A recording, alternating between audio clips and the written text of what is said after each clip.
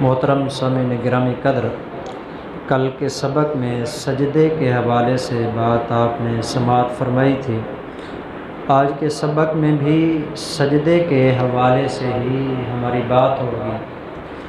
کہ رکوع اور سجدہ نماز کے اندر مکمل خشوع و خضوع کے ساتھ کرنا چاہیے۔ رکوع اور سجدہ جلدی کرنا یہ انسان کے لیے بہت بڑا نقصان کا ذریعہ ہے۔ ایک حدیث میں آتا ہے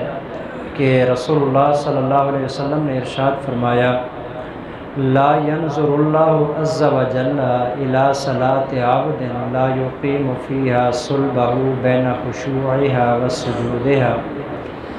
جو بندہ اپنے رکوع اور سجدے میں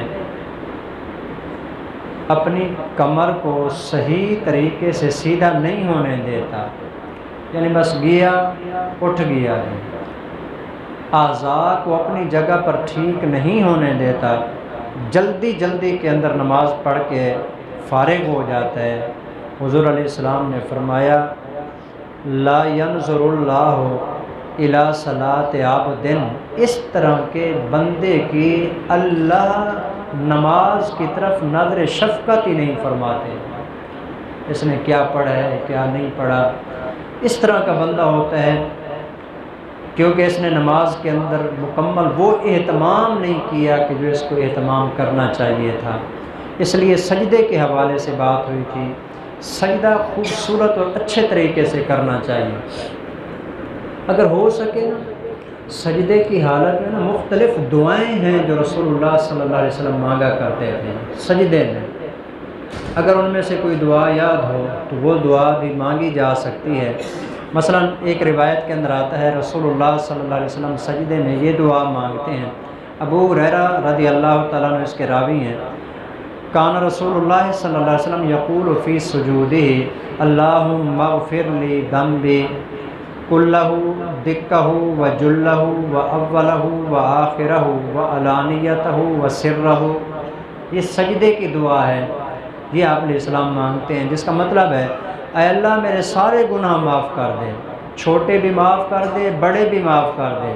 جو میں نے شروع کے اندر کیے تھے وہ بھی معاف کر دے، جو آخری وقت میں نے کیے ہیں وہ بھی معاف کر دے،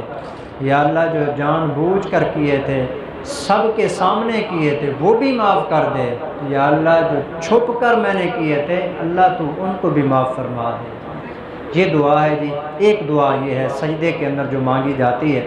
اسی طرح اور بہت ساری دعائیں ہیں جو رسول اللہ صلی اللہ علیہ وسلم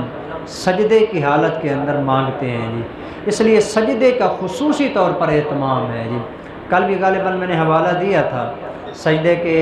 فضیلت کے حوالے سے، وہ صحابی حضرت ربیعہ ہیں جی۔ حضرت ربیعہ کہتے ہیں کنت ابیت مع رسول اللہ صلی اللہ علیہ وسلم فاتیتہ بوضوئہ،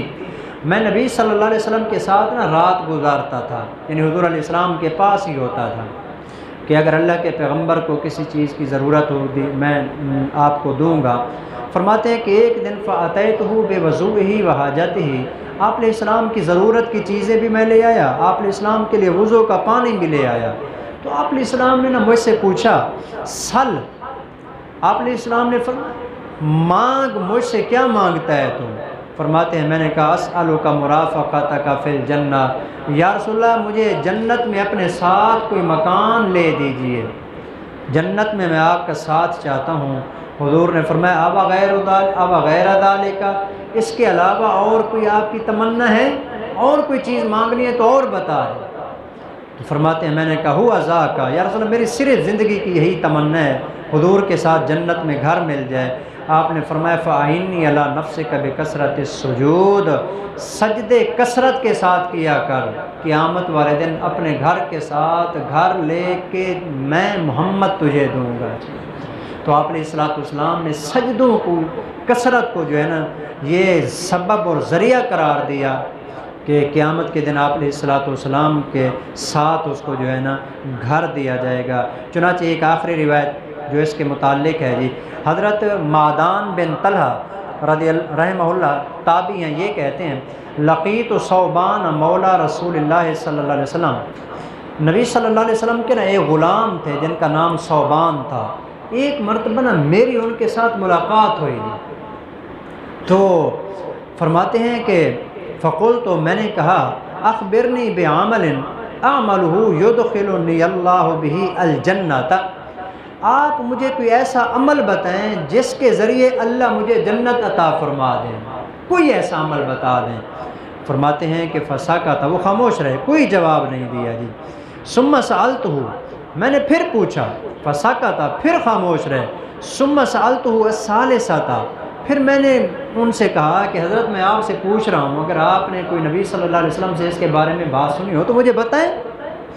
فقال، پھر وہ فرمانے لگے، نبی صلی اللہ علیہ وسلم کے غلام کہنے لگے، سألت عن ذلک رسول اللہ صلی اللہ علیہ وسلم،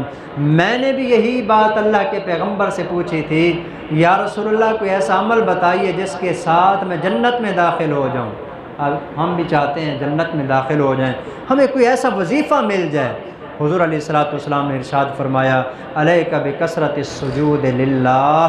اللہ کے لیے زیادہ سے زیادہ سجدے کیا کر، فإنک لا تسجد للہ سجدۃ الا رفع اللہ بہا درجۃ، جب بھی تو ایک سجدہ کرے گا اللہ ایک درجہ بلند کریں گے اور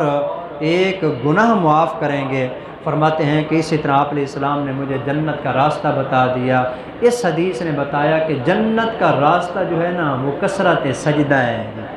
زیادہ سے زیادہ سجدے کیے جائیں، اللہ جنت کے راستے کے اوپر چلاتے ہیں۔